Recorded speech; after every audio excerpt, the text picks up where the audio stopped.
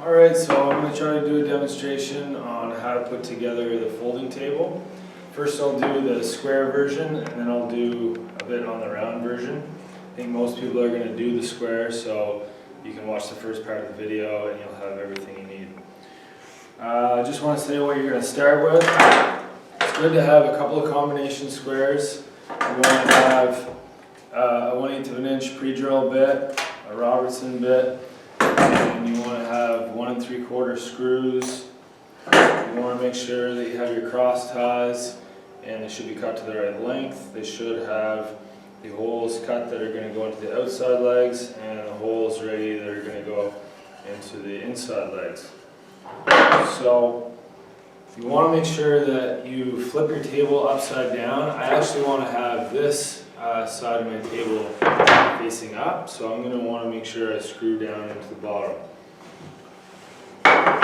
This right here has actually already been glued, so this handle is glued not to these cleats but into these legs that have partial holes, and you want to make sure you have it in there for a good 30 or 40 minutes before you do much with it, and even then you don't want to force it too much. Okay, so to start, you would want to take the other legs that have the dowels in them and face the bottoms of the legs in the opposite direction from what the ones that are in here. Notice that the short point of the cleats is up, and when you put your other cleats in, you're going to also have to face up like this. Okay, so everything's going on well. This is how the table assembly is going to be, but since the bottom here can move and it's not a fixed point, we want to actually remove these off of where they're going to go, just so that we can do the math when they're up at this fixed point and it can't really be wrong on the dimension. So if you picture how this table is going to work, these legs are going to be moving and these parts need a little bit of room. So when we do the math, I find it's easiest to actually shove it up to one side, but actually leave 1/8 of an inch that you don't push it up to, because you're trying to simulate this assembly being actually wider than what it really is. So you'll buy yourself a little bit of space. So I got 1/8 of an inch there, and then I'm going to shove my tape measure in to see how much the difference is between the table assembly and the tabletop itself. And I have 2.5 inches, so that's nice, easy math. I'm going to want 1 1/4 inches on each side when I put it together. Okay, so that's when you can actually take your table assembly and put it somewhere else.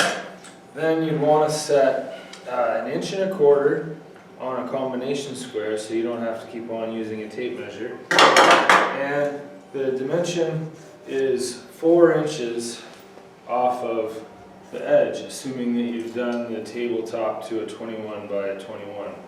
So you're going to just take where those two things intersect, the 1 1/4 inches off the side and the 4 inches off of the ends of the table. So there, and just make light marks, because you're probably going to want to either sand them or have them be so faint that you can't really see them too much. Okay, so 4 inches, 1 1/4 inches, do this the whole way around. And the cleats are going to end up going in those spots right there where they meet. And the edges of the cleats are going to want to go parallel up to the edge, so you also make a nice light mark up the edge just a little bit further. And you're going to want to do that on the other side too. Actually, you only need to do that on one side. So then we can, that'll show us where to begin. I'll face it around here a little bit. And when this is in the proper spot, those are going to go up into those little marks that you just created. Okay, so you can make sure that you see both lines and that you're up to the right spot. And you don't need to pre-drill, that wood won't split and you've already pre-drilled your cleats. So with your 1 3/4 screws, so long as you have pre-drilled to the right spot, you won't come poking through the tabletop. Hold down really hard on the cleat so that it doesn't want to come up off the board. Okay, do the first one, make sure you see your second line.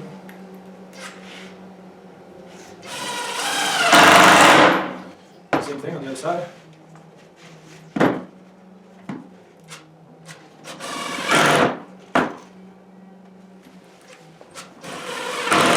Okay, so those are where they're going to stay. Now these ones are going to end up coming forward like this, and they're going to be on the table like so. So you want to get your math when it's actually in the down position like this. I can see that everything, if I leave it like this, everything has a little bit of room to kind of move. I have a little tiny space here, maybe a 16th. I have a 16th here. And if I register that math, when it's like this, I'm going to say that if I have 3 3/8 from outside of here to outside of here, that everything will be able to move freely. So once again, 3 3/8 looks like a really good measurement. So what I'll do is I'll measure 3 3/8 off of. Actually, it's nice to have a partner who can hold some things for you. Take these legs up, and I can just do it. That'll happen as well. Just put it back together, no big deal. Making it look hard here. Okay, so you want to measure 3 3/8 from the outside of here to outside of here.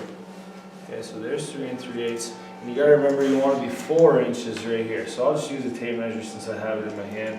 4 and 3 3/8. That's my spot right there. Like I said, it does help to have a partner holding some stuff for you.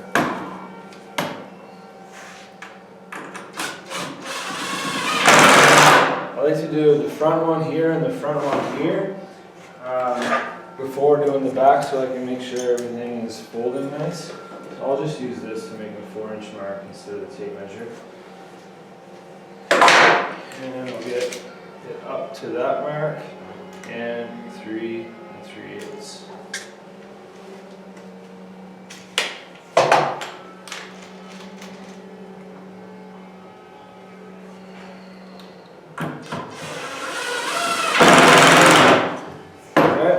Really, you can just see that everything looks like it's going back parallel to each other, this one, etc. You can try folding it at this point. I'm pretty confident that it's going to work, so I'm just going to screw it in.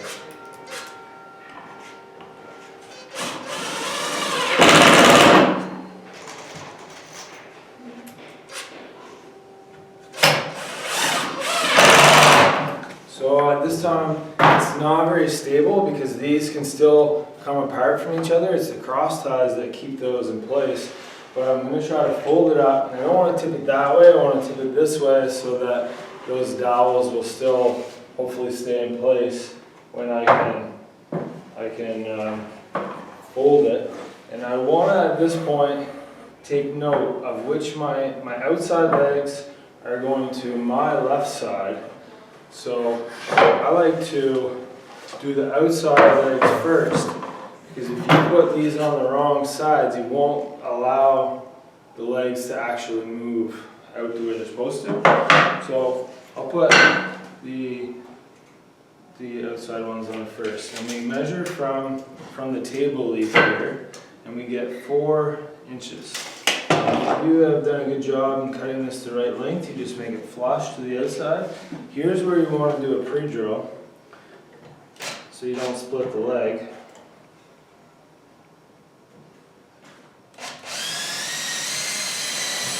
Do one pre-drill and then put the screw right in. Then go over to the other side, make sure you got 4 inches. And you flush on the outside like that. that, do a pre-drill. Screw. Then it's in place, it's not going to move. Do your second pre-drill on both.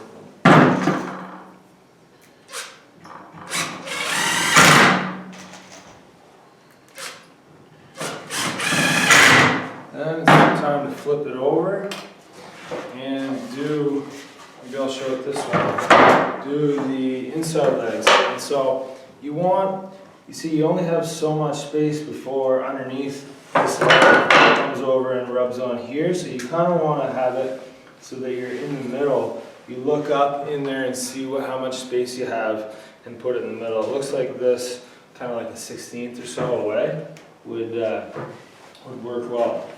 And really, to put the second one on, you can just look down, or you can put a square on the table and you can see that your cross ties are in length. I'm just going to just eyeball it. Should be flush on the outside to the same length.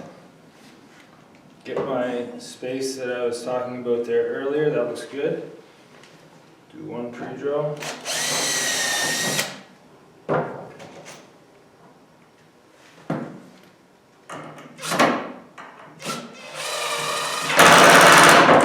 Do your second one, and make sure it's not gonna rub on either that leg or the cleat, and do another pre-drill.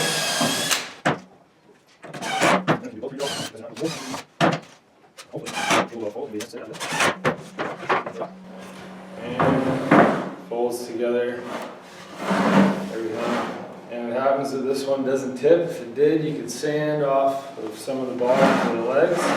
Okay, so this one's working well.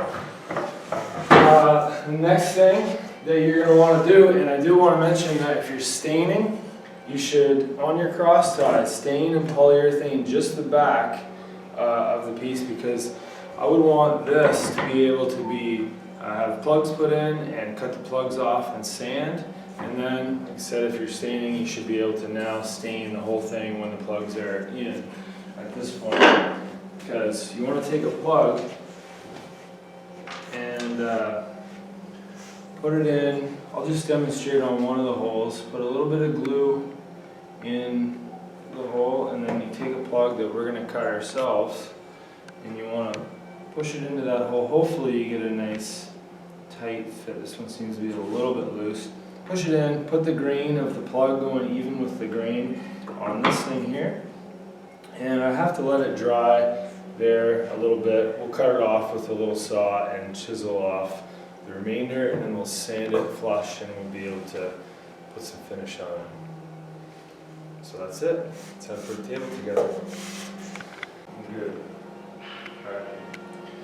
So for anybody who's doing the square table, you don't need to watch any of this, but if you're doing the circle table, the information that was in the square one is still good for you to know how to do that. This is just a little bit different.